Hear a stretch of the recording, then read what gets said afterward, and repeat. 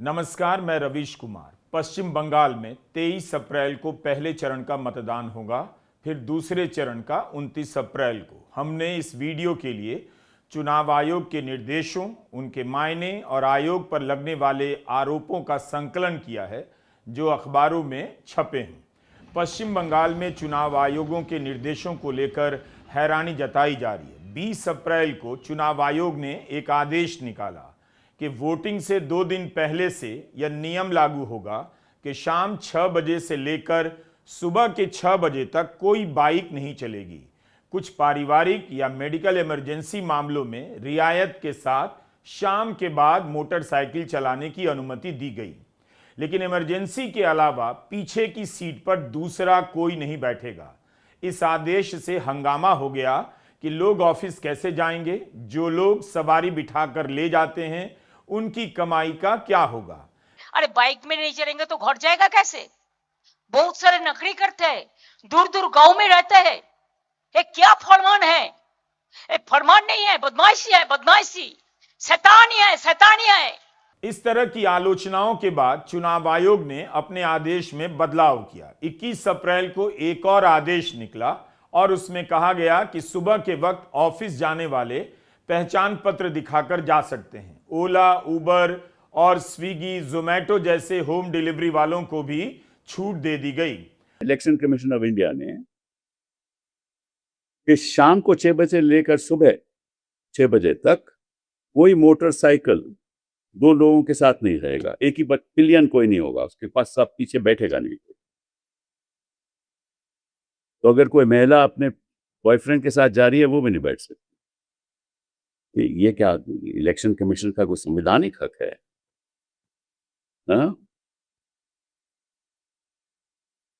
और इसमें कोई एक्सेप्शंस भी हैं कि भाई कोई मेडिकल इमरजेंसी हो तो आपको परमिशन लेनी पड़ेगी, एग्जाम्पशन लेनी पड़ेगी। कोई बच्चों को स्कूल छोड़ना तो एग्जाम्पशन लेनी पड़ेगी, कोई फैमिली फंक्शन हो तो एग्जाम्पशन लेनी पड़ेगी। और लेकिन वो एग्जाम्पशन तो लिखित रूप में होगी। वो कौन फैसला करेगा, कब फैसला हुआ, किसको लिखित में आता है, नहीं आता। देहात का कोई जाना चाहता है, 2 लोग जाने चाहते हैं तो नहीं जा सकते। हमने शुरुआत में एक बात कही कि इस तरह के आदेश ने मोटरसाइकिल की सवारी करने वाले आम लोगों को देखने का नजरिया भी बदल दिया है। राजनीति में कैसे देखे जाएं और स्टेट की एजेंसियां उन्हें कैसे देख रही हैं। पश्चिम बंगाल के मुख्य निर्वाचन अधिकारी मनोज अग्रवाल ने कहा कि आम लोगों के लिए कोई बैन नहीं, उन्हें रोका नहीं जाएगा। यह बैन केवल उपद्रवी लोगों के लिए है। यह कहां लिखा है कि उपद्रवी केवल मोटरसाइकिल से आएंगे और पीछे किसी को बिठाकर आएंगे? वो चाहे तो बाइक अकेले चलाकर आ सकते हैं। उपद्रवी और बदमाश बस से और लोकल ट्रेन और कार से भी तो आ सकते हैं। इसी तरह के फैसलों और तैनातियों को लेकर सुप्रीम कोर्ट के वरिष्ठ वकील और राज्यसभा सांसद कपिल सिब्बल ने पश्चिम बंगाल में हो रहे चुनावों को लेकर कई तरह के सवाल उठाए हैं। अभी देखो सूरत से क्या हुआ, आपको याद होगा। मैं हरियाणा से, सोनीपत से, करनाल से लोग भेजे जा रहे थे स्पेशल ट्रेन में। मैंने उसका खुलासा भी किया आपके सामने, कोई कार्रवाई नहीं हुई। उसी तरह से गुजरात से जा रहे हैं लोग, सूरत से 5000 लोग। वहां रेलवे स्टेशन में, जो मेरे ख्याल जिसका नाम है उधना रेलवे स्टेशन में, 23,000 लोग थे जो गुजरात से वापस उत्तर प्रदेश, बिहार और उड़ीसा जा रहे थे। वहां तो बेटन चार्ज हो गया फोर्स का, उनके लिए ट्रेनें नहीं चली, लेकिन ये स्पेशल ट्रेन 5000 लोग की चली। और ये स्टेट मशीनरी है ना। अगर रेलवे विभाग भाजपा के लोगों को स्पेशल ट्रेन में भेज रहा है तो अपने आप में violation of code of conduct है।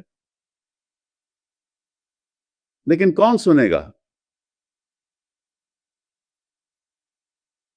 इलेक्शन कमीशन तो इनका वैसे ही चुनाव लड़ रही है, तो इलेक्शन कमीशन तो सुनेगा नहीं और कोर्ट में कोई जा नहीं सकता। चुनाव आयोग ने दीघा, शंकरपुर, मंदारमुनी, ताजपुर के होटलों को खाली करने के आदेश दिए हैं। कहा है इन होटलों में बाहर का कोई भी नहीं ठहर सकता जो इन क्षेत्रों में मतदाता नहीं। इन इलाकों की पहचान पर्यटन से जुड़ी है, लाखों लोग यहां आते हैं। किसी ने होटल की बुकिंग करा ली होगी तो आयोग को समय से पहले आदेश नहीं जारी करना था। जो होटल में पहुंच चुका है उसे खाली कर बाहर जाना पड़ा होगा। और वैसे भी 27 लाख वोटर के नाम इस बार के चुनाव में कट गए हैं। अगर वो वोटिंग के दिन शंकरपुर मंदारमुनि का आनंद लेना चाहते हैं तो वो भी नहीं कर सकते। आप उन्हें यह भी नहीं कह सकते कि आपके पास वोटर आई कार्ड है और आप शहर में घूम रहे हैं, अपने क्षेत्र में नहीं है, वोट नहीं डाल रहे, बल्कि उनका वोट तो कट गया है और अब उन्हें घूमने फिरने पर भी कई तरह की पाबंदी नजर आती है। क्या ऐसा नहीं होता कि आयोग ऐसे फैसले समय से पहले लेता ताकि पर्यटक परेशान होने से बच जाते। मीडिया रिपोर्ट में लिखा है कि 6 बजे तक होटल खाली करने के आदेश दिए गए और सैलानियों में आपाधापी मच गई, जल्दी जल्दी खाली करने लगे। बस इतना ही छपा है। आयोग के इस निर्देश ने इन होटल में ठहरे सैलानियों को कैसे प्रभावित किया, होटल वालों की कमाई पर क्या असर पड़ा है, कितना झगड़ा काउंटर पर हुआ, इन सब की जानकारी मीडिया रिपोर्ट से हमें नहीं मिली तो हम आपको नहीं बता सकते। और यह भी नहीं बता सकते कि चुनाव आयोग ने गुजरात से स्पेशल ट्रेन चलाकर वोटरों को लाने की अनुमति कैसे दे दी, जिसके लिए चुनाव आयोग पर आरोप लग रहे हैं। जो लॉजिकल डिस्क्रेपेंसी की जो बात करते हैं तो वो लॉजिकल डिस्क्रेपेंसी तो खुद सी है। वो ना वो लॉजिकल है, हर चीज में, हर कदम पे उसकी डिस्क्रेपेंसी है, हर बयान में उसकी डिस्क्रेपेंसी है।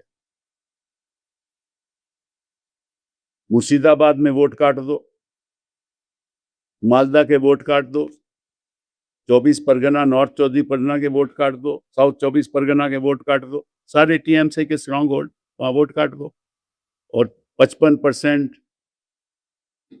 वोट काटो, लाखों की तादाद में। मुर्शिदाबाद में तो 11 लाख वोट कटे हैं, 11 लाख। मालदा में सुना है कि 8 लाख वोट कटे हैं। किस किस्म की राजनीति चल रही है मोदी जी?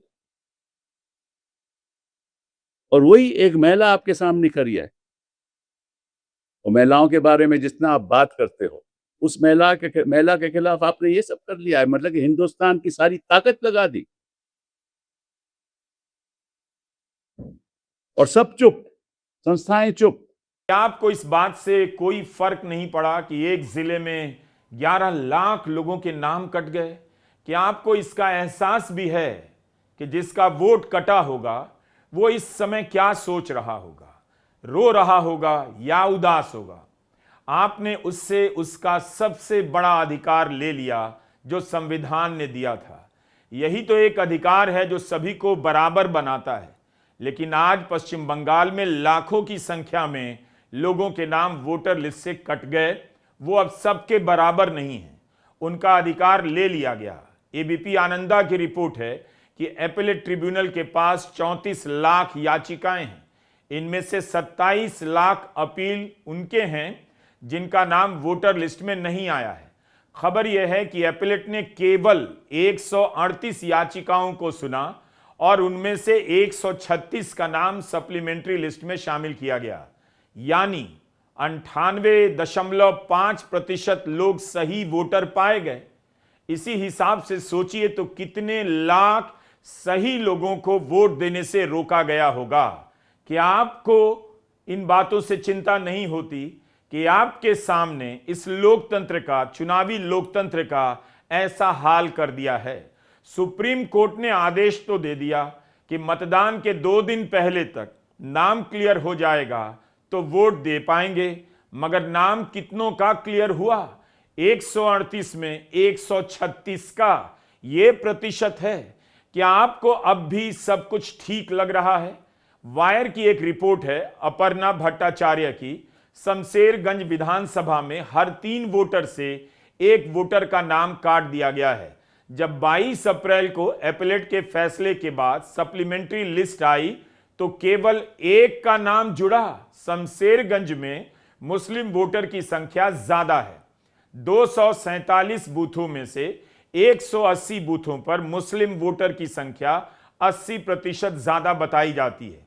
इस एक विधानसभा सीट पर 91,712 वोटर के नाम कटे हैं और सबसे अधिक नाम 74,775 लॉजिकल डिस्क्रिपेंसी की कैटेगरी में कटे हैं, एडजुडिकेशन के तहत कटे हैं। टेलीग्राफ अखबार का कहना है इन नामों के हटाए जाने के बाद हिंदू मतदाताओं का प्रतिशत 20 से बढ़कर 30 हो गया है। मतलब मतदान होने से पहले ही इस क्षेत्र का इलेक्टोरल फील्ड बदल दिया गया। शमशेरगंज के 36% वोटर के नाम कटे हैं। 2021 में टीएमसी यहां से 26,000 वोटों से जीती थी। ऐसी सीटों की कहानी आप तक पहुंच नहीं पा रही होगी। कि आप ऐसी खबरों को खोजकर पढ़ते हैं, चिंतित होते हैं कि ऐसा क्यों किया गया? कि आप इस बात से उदास हैं कि कोई सही वोटर है मगर वो वोट नहीं डाल पा रहा है क्योंकि उसका नाम लिस्ट से काट दिया गया है। अगर वोटर का और माता पिता का 15 से कम आयु का डिफरेंस है तो वोटर काट दिया जाएगा, और 50 साल से ज्यादा है तो वोटर काट दिया जाएगा। और ये सब एआई से हो रहा है। In fact, it is the Election Commission who is the logical discrepancy in this country. Nothing that he says is logical. And his discrepancy is stamped all over what is happening in West Bengal. It is a shame that we have an election commissioner of this nature. It is an absolute national shame. That's all that I can say. And it is also a national shame that nobody is doing anything about it. Times of India की एक खबर पर गौर कीजिए। आयोग का आदेश है जिन इमारतों में मतदान केंद्र हैं वहां पर कोई बाहरी नहीं ठहर सकता। जनप्रतिनिधि कानून 1951 की नियम संख्या 126 के मुताबिक जहां मतदान हो रहे हैं वहां कोई ऐसा व्यक्ति नहीं रह सकता जो वहां का वोटर नहीं है। अब प्रश्न यह उठता है कि मुर्शिदाबाद और मालदा के लाखों लोग जिनके नाम वोटर लिस्ट से कट गए हैं, क्या इस निर्देश से वे भी प्रभावित होंगे? टाइम्स ऑफ इंडिया के तमोघ्न बनर्जी और कौशिक प्रधान ने रूबी अस्पताल के पास रेल विहार का हवाला दिया है। वहां के लोगों से बात की है। एक व्यक्ति ने कहा है कि उनका वोट तो इसी कॉम्प्लेक्स में है मगर पत्नी और बहन का दूसरे विधानसभा क्षेत्र में है। वो यह जानना चाहते हैं कि क्या दोनों को 2 दिनों के लिए यहां से घर छोड़कर जाना होगा। अफसरों को भी नहीं मालूम कि इन नियमों को कैसे लागू करना है। ये टाइम्स ऑफ इंडिया ने लिखा है। सिल्वर स्प्रिंग नाम के हाउसिंग कॉम्प्लेक्स के लोगों ने कहा है उनके यहां 2000 लोग रहते हैं, 600 ही वोटर हैं। तो क्या बाकियों को यहां से चले जाना होगा या साफ नहीं? कम से कम आदेश में यह भी लिख दिया जाता कि जिनका नाम कट गया है उन्हें इस चुनाव के दौरान क्या करना है। वो घर और होटल में रह सकते हैं या नहीं, शहर में निकल सकते हैं या नहीं। टेलीग्राफ के सुभजॉय रॉय की एक रिपोर्ट है कि कोलकाता के 11 विधानसभा क्षेत्रों के 6 हाउसिंग कॉम्प्लेक्स में मतदान केंद्र बनाए गए हैं।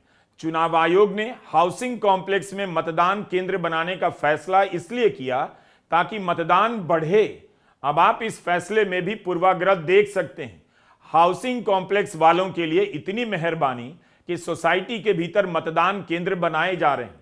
उनके पास हर तरह के साधन हैं। क्या वे चलकर सरकारी स्कूलों में जो मतदान केंद्र बनता है वहां तक भी नहीं जा सकते? क्या इन हाउसिंग सोसाइटी से ऐसे लोगों को बाहर निकाल दिया जाएगा जो वहां के वोटर नहीं हैं? ऐसी सोसाइटी में बाहर से बहुत बड़ी संख्या में लोग काम करने आते हैं जो वहां के वोटर नहीं हो सकते। अगर उन्हें रोका गया तो उनकी कमाई का क्या असर होगा, या फिर इस तरह के नियमों को किसी और तरीके से लागू किया जाएगा। इसके अलावा हर मतदान केंद्र के चारों तरफ 100 मीटर का गोलाकार घेरा बनेगा, सर्किल। उसमें कोई भी अनऑथराइज्ड पर्सन नहीं आ सकता। इस घेरे में प्रवेश करने से पहले बूथ लेवल का अफसर वोटर की पहचान चेक करेगा। तो मतदान केंद्र में घुसने से पहले मतदान केंद्र के 100 मीटर के घेरे में घुसने पर चेकिंग होगी ताकि जो वेरीफाइड वोटर हैं वही मतदान केंद्र तक जा सकें। वोटिंग के दिन इस तरह की पाबंदियों की भरमार क्यों की जा रही है? कपिल सिब्बल ने आज अपनी प्रेस कॉन्फ्रेंस में कहा कि पश्चिम बंगाल में 2,40,000 अर्धसैनिक बलों के जवानों की तैनाती की गई है। एक राज्य में यह संख्या अप्रत्याशित है। It seems that there is an emergency that is imposed in the state of West Bengal outside the Constitution of India.